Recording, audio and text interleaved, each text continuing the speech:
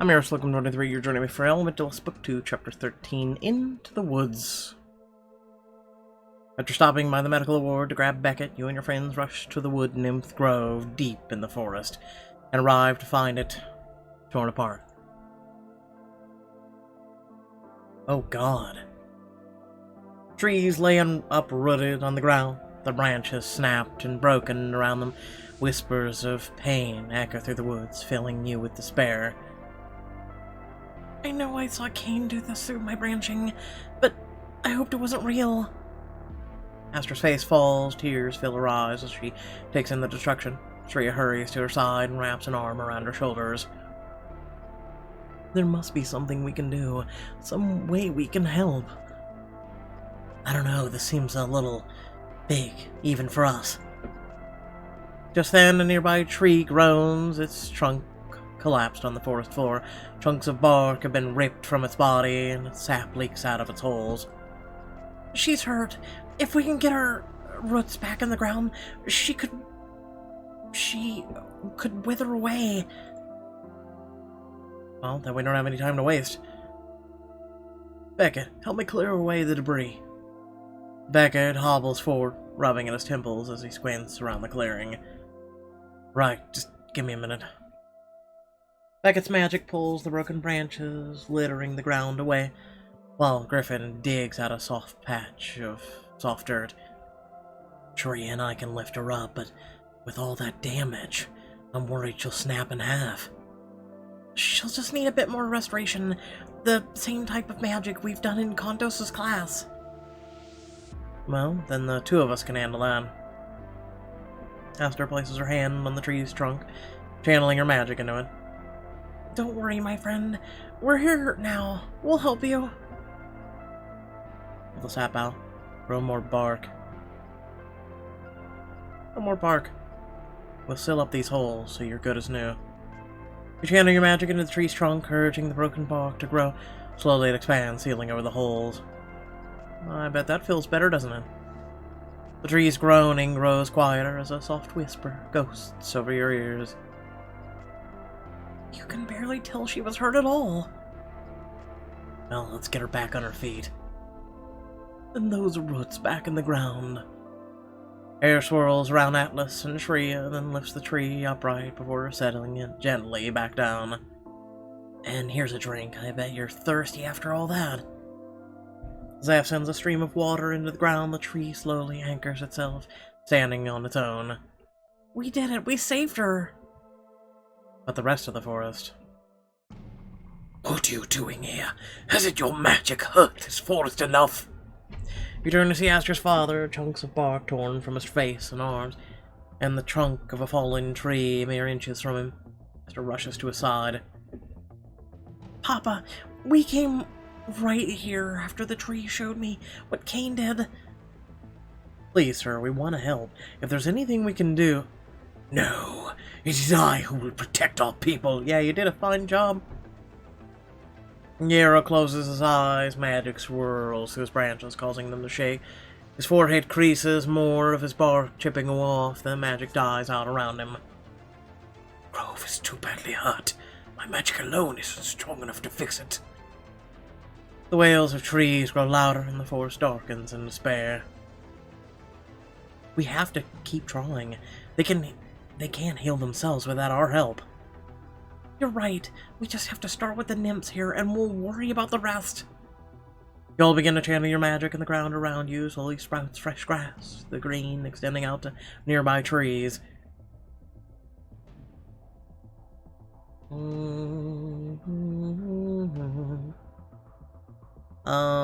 Lift the trees upright. We just need to get you stood back up. You send your magic into the air around you, gently lifting the fallen trees up until they're floating, while Beckett waves his hand to rotate them until their trunks are planted firmly on the ground. Hold them steady, Ezekiel. We don't want to accidentally drop them. Astra gives a nod as the roots dip back into the soil. Then she turns to look through the tree's leaves, which are slowly knitting back themselves. So many twigs are broken loose. We'd better clear them out so new growths can develop properly.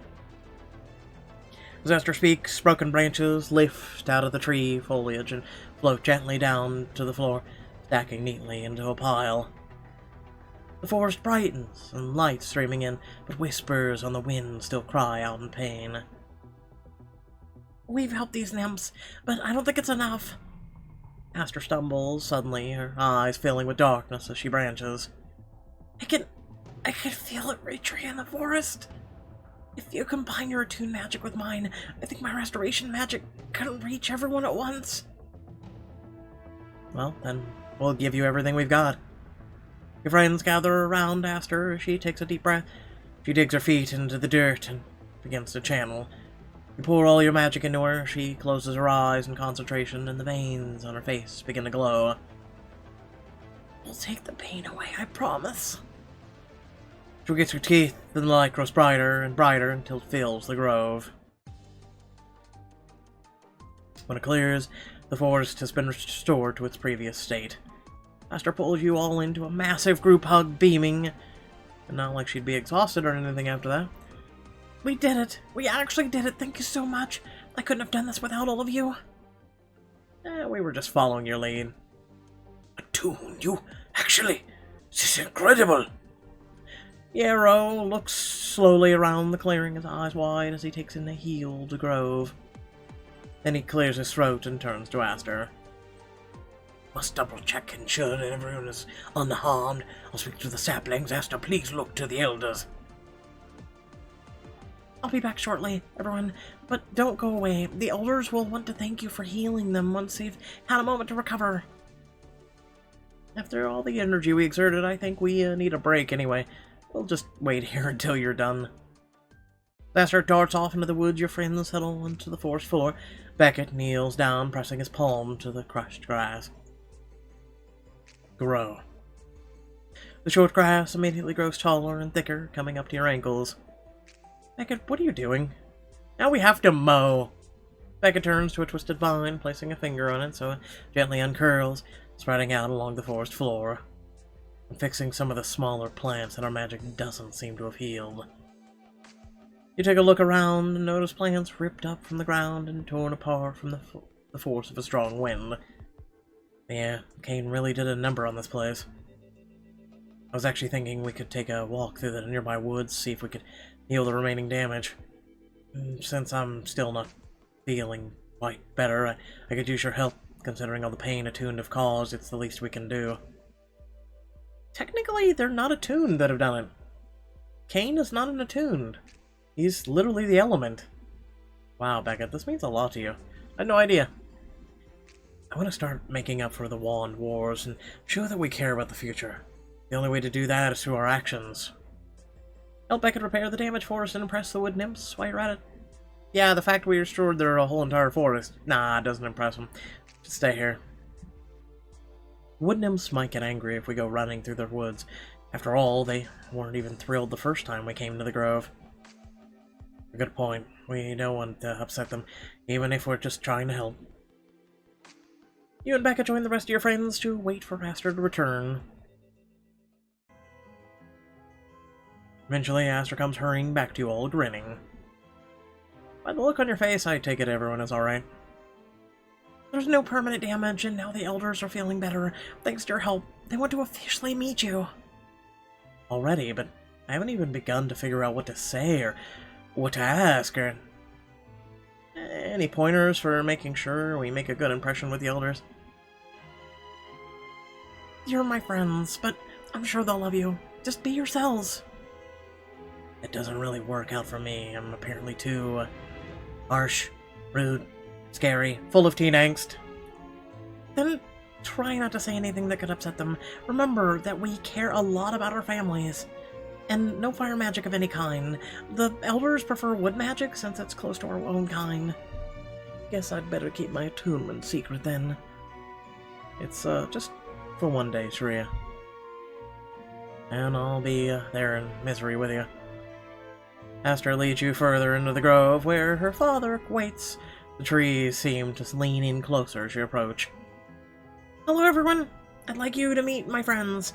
They've been helping me out at school all year. Astra introduces you all, and you give a hesitant wave to the surrounding trees. A pleasure to meet you. You have done a great service to the Grove, and even if I do not trust you, we must honor that by helping you in your quest. But first, despite my warnings, the other elders wish to speak with you further.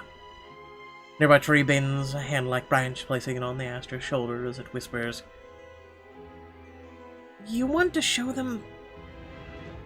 want them to show you their magic? But didn't they just do that when they helped heal you? Magic we felt was channeled through you, Astra. Let us see what their magic looks like without your guidance. Oh, we're more than happy to offer a demonstration. Not fire. Resin spell, flame spell, weapon. No, let's go with resin, thanks. Athena. Hold out your hand to a nearby bush, and resin pours out of its leaves. A small ball of it flings to your hand, which you hold out in front of you. It's precisely how we make candy, Ezekiel. How did you know? Well, in class we learned resin has tons of uses. It has healing properties, it's super sticky, you can use it to hold stuff together. And when you harden it, it becomes incredibly hard to break, making it useful for protection. I am impressed with your knowledge of resin. I thought the most in tune only studied destructive magic. What other questions do you have for us, elders? The trees rustle and shake. Astra looks up in surprise. They wanted to know why you wish to befriend them. They are coming to their senses, beginning to suspect that you have ulterior motives. Please explain why you seek our friendship. Because you're Astra's family. Astra's our friend. We care about her. We know how much it hurts her to be apart from all of you. We just want her to be happy, and we knew that wouldn't happen unless we all got along. Everyone, thank you. It seems you genuinely care for my daughter, Toon. That I am grateful. Whispering passes between the trees, and the forest brightens, light streaming in from the canopy. Yes, attune magic can be used for a great many wonderful things. It's not so different from our own magic. You impressed the wood-nymphs over the last year. Yay. Love to show you more if you want us to. A root pushes up out of the ground in front of you and presents a clay jar which oozes with the thick dark liquid, pressing it into your hand. That's sap? Oh, thanks, but what exactly is this stuff? It feels nice, actually. That's Reconciling sap. It comes from the oldest nymphs in our grove, and it has special healing properties. You can't just give that to them. Not after all the pain they've caused us. We haven't done nothing. Other people have. Suddenly you hear a strange rustling and a branch drops onto your shoulder. You whirl around to see an elder nymph right behind you, its body already a thick tree trunk, and its arms and head still indistinguishable. Oh, cool.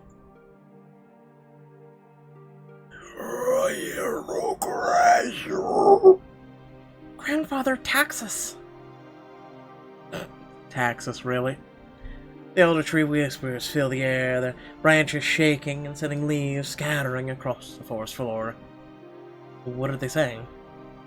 My grandfather's telling Papa to open his eyes and see how you helped heal the grove. He wants Papa to trust my judgment. I was trying to look after my daughter. Just because these attuned have done one good deed doesn't mean... Yarrow's eyes go wide, and he looks over at Astra, who turns away. Is that true, Astra? Have I driven you away from your own family, your very roots? It's not that... It's just that... Sometimes it feels like you don't believe in me. Astra would never give up her family, sir. She loves you all too much, but this... Can't you see it's hurting her? Taxus turns his head towards you. His bar creaking and groaning, his voice rumbles out from deep within him. Forgive me, attuned. The last time I spoke, your dung. My roots were nimble, and my branches young. But I want you to hear what I say. Yarrow, Astra's kindness will make her a great leader. You must allow her to become one in her own way. I thought I could protect the grove from the attune's poison. But my ankles only wilted our roots anyway. I'm sorry, Astra. I should have listened to you. I was so worried that I didn't consider what you wanted. Can you ever forgive me? Of course I can, Papa. I know you were just trying to protect me. Astra runs over to him and throws her arms around his trunk. The two embrace, and as they break apart, Yarrow looks at you. Yarrow, we'll look after Astra, I promise. It seems you already have been, Ezekiel. You've been there for her when I was not. Helping her to learn and grow and standing by her side, even through tragedies like today. That's what friends do. They take care of each other. And I am grateful for my daughter stumbled across such devoted people. Texas's branch touches your shoulder again and you turn to face him. Ezekiel, I wish to offer you a gift for your help. A wand. A wand? Yes, I get to be a wizard, Harry! A wand made from my own branches. A wand made from the branches of an elder will be quite powerful. They're especially useful for focusing a person's magic. I bet that'd help you channel your refractionary magic and keep it under control. Texas, I can't accept that. After everything that's happened in the Wand Wars. And wait, if Wood-nymphs can create wands, why did the attune burn down the forest in the first place? Wand is a symbol of trust, and as such, it is a slow process to make one. Must give me time to finish yours. But while you wait, I'd like to show you what the walls were like. Then you will understand why so many have resisted you. And with great faith I have in you to bestow this gift. To see a first-hand account of the Wand Wars from a Wood-nymph, most textbooks only include the attune side of the story. What he means to say is that if you wish to share these stories with us, we will happily listen. And there is still room for happy stories too. I know many tales of Astra when she was a sapling. You don't realize how hard his voice is on mine. Oh, God. That little Astra was precious. I was a very cute baby, but I'm certain Astra would give me some competition. She'll certainly have more leaves than baby Shreya. Learn more about Astra's childhood, the Wand Wars, and get a wand to make your magic stronger. It's quite a bargain, actually.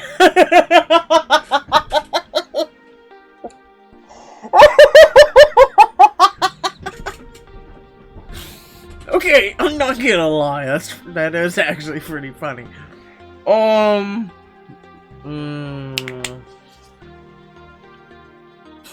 I don't want to be. I know a lot of you come here and you're like, you play legit too, or you come for my voicing.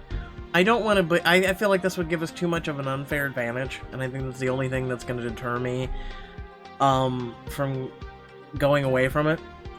However, I mean, do remember I am working on Elementalist Diamond Edition, so, stay tuned for that. But, I better get going. I appreciate the offer, but we need to focus on stopping Cain before he strikes again. I understand. I wish you luck in your future endeavors, Ezekiel. You will need it. As you and your friends step over to Yarrow to say goodbye, he turns his head towards you and nods. You have done much for the Grove. I intend to repay that by aiding you in your quest. Astra, place your hand on Ezekiel's shoulder. Astra places a hand on your shoulder and Yarrow reaches forward to place his on top. Your vision goes white as you're pulled into the ranching. Don't like white things. The girl you've been searching for. This is where she's being kept. In the closed-down Heartfelt building? Question mark? Bright lights flare from inside and then go out, leaving darkness. A face peeks out through the boarded-up windows. Then you're wrenched back out of the vision with a clear picture of where you need to go. Thank you so much, Mr. Du. This is just what we needed. The Rider of the Wind also left us a message for you.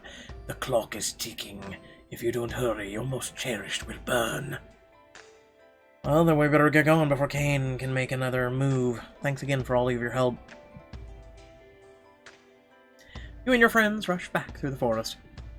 We have to get Gemma before Kane can hurt anyone else.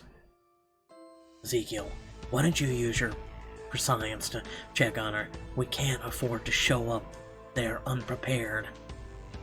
Right, just give me a minute, and don't stare at me, it makes me nervous.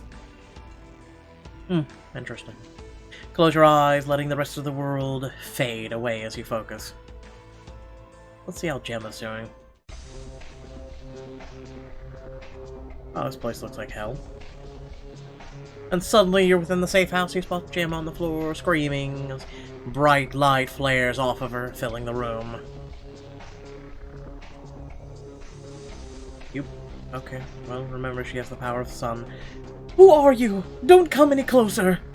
The house begins to rock violently, tipping over furniture, and Gemma curls up even tighter as another wave of magic rolls off of her, coming right at you. Ah! Magic slams in you, and pain starts to flood your senses as your vision goes white. I'm your son, Ma! Your eyes fly open. You're back in the woods with your friends surrounding you. Gemma's powers are going haywire. She attacked me, though I don't think she meant to. How did she look? Was she okay?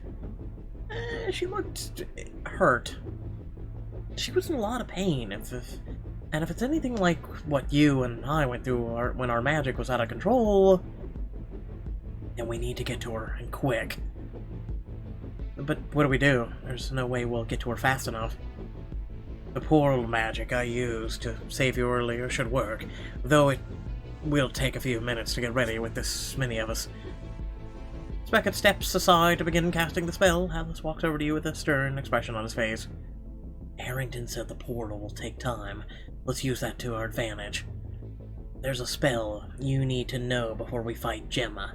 It combines sun and moon magic to heighten your senses. Heighten your senses? You mean it'll make my hearing better? It'll do way more than that. Let me show you. Sanseria.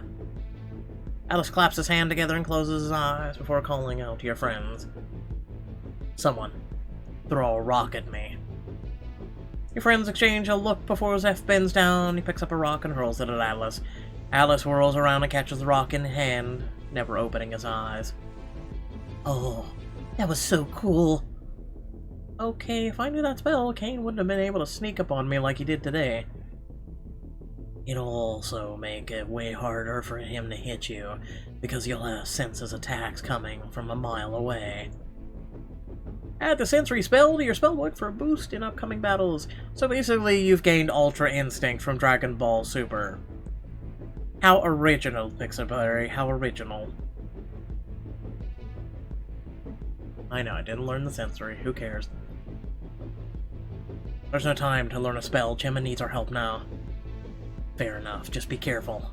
Well, Atlas, you better never take damage then. You and your friends gather around Beckett as he puts the final touches on his portal spell, a large magical oval swirling in the air in front of him. Now, just picture the inside of the safe house in your mind so I can calibrate the portal to take us there. Beckett places a hand on your shoulder and you close your eyes, recalling the vision Yarrow and Astra showed you.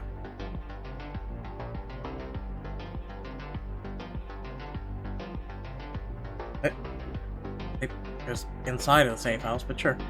As you open your eyes, you see the outside of the safe house through the portal. You look through, around at your friends.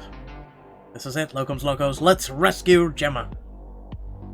You give them a final nod before stepping through the portal, your vision going white as you're whisked away. That's disorienting. Light flares through the boarded up windows, and the ground beneath your feet gives a violent shake as your friends step out behind you. It's already started. We need to get in there before she brings the whole house down on top of herself. Couldn't she have waited another 5 minutes? You Zeph rush forward, only to be thrown back because you run into an invisible barrier. This place is still warded. We have to take them down before we can get in. I can weaken the wards on the door, but someone will have to blast them the rest of the way apart. Leave it to me. Beckett twists his hand and a shimmery field on the door begins to dissipate. A Shreya launches a fireball right at it, There's a flash of silver light and the ward dissolves. Come on, Gemma's gonna need all of our help. Aren't we tired at this point? Like, I'm serious. As you burst through the door, you're suddenly overwhelmed by strong magic radiating through space. You're only flaring up in response. Atlas, I'm losing control. No, you're not. We can handle this. You take a deep breath, reining in your power, and Atlas does the same at your side. Then you spot Gemma on the other side of the room, curled up against the walls. The house gives a violent shake. Who are you? Don't come any closer! As she speaks, a massive wave of magic rolls off of her, sending the furniture in the room flying all around. The magic slams into you, and hot white pain spreads across your chest as you stumble backward. Ugh. Ezekiel, we need to calm her down, and she should be able to get control of her powers. Tim appears from the ether at your side, getting into a defensive position in front of you as a bookshelf comes flying towards you. Up the furniture in midair. You've all had enough flying for one day.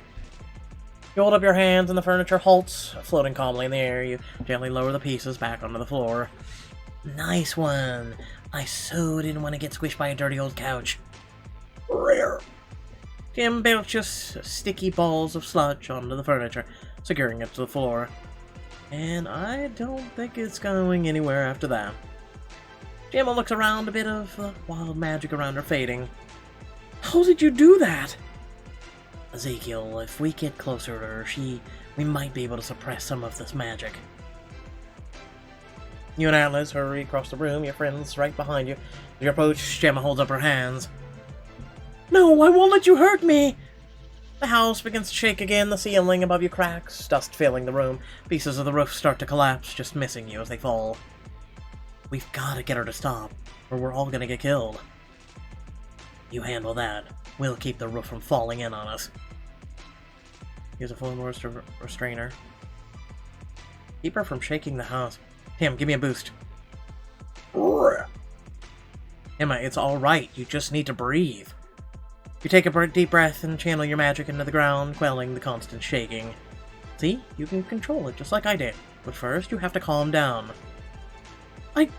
I'm trying, but it hurts! I know it doesn't feel like it, but magic doesn't rule you. It's a part of you. The first step to control is acknowledging that.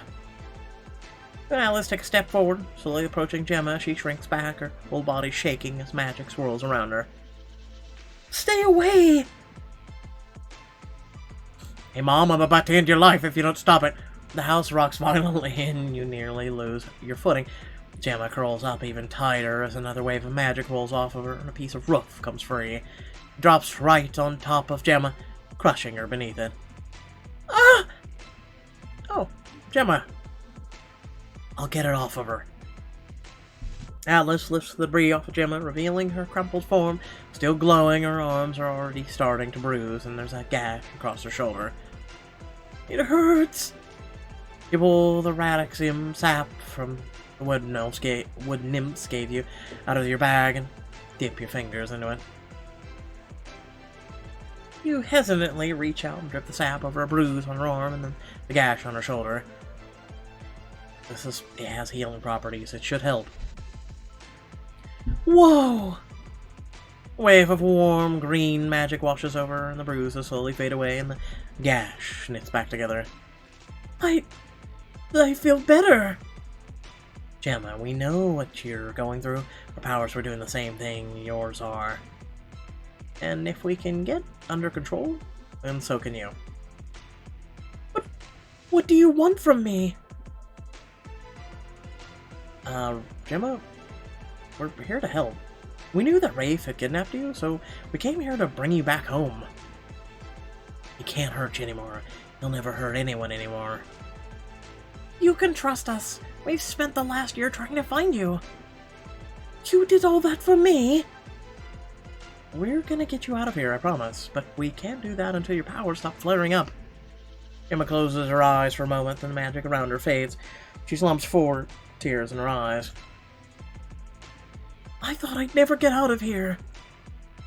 I'm Atlas, and this is my brother Ezekiel. We'll protect you from here on out. We managed to help Gemma get control of her powers. So, how about we get going? I'm sure you don't want to stay here another minute. You take another step forward and kneel in front of Gemma, reach out, and just as you touch her shoulder, her magic fills the room with bright orange light, and she screams. Ah, please! Make it stop! She looks desperately at you, Atlas, as she collapses, laying lifeless on the ground. No, Gemma, stay with us! Okay. I got an idea. Take her outside and tell her to just fire a beam into the sky. I don't know. Leave me alone. That being said, I hope y'all did enjoy the video. Please remember to like, share, and subscribe. Head down description below, links to social media, Discord, and a few links to support me and my content.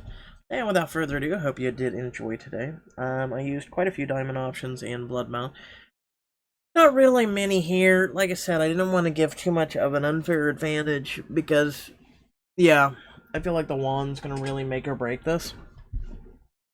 Even though the story would have been nice for both Astra and the Wand Wars. But I feel like the wand would have just gave too much of an advantage, and I didn't want to stray too far off because people typically come here and they're like, you know, hey, I came for this or I came for this, and I typically want to help in the best way possible. So, stay tuned for Red Carpet Diaries. And then also, you know, check back here. There's a lot of content being updated. We've still got Until Dawn, The Last of Us, more Sims 4, and then Diamond Editions, of course, and then some new games coming out here soon as well. So, once again, thanks for watching. I'll catch you all in the next video. Peace.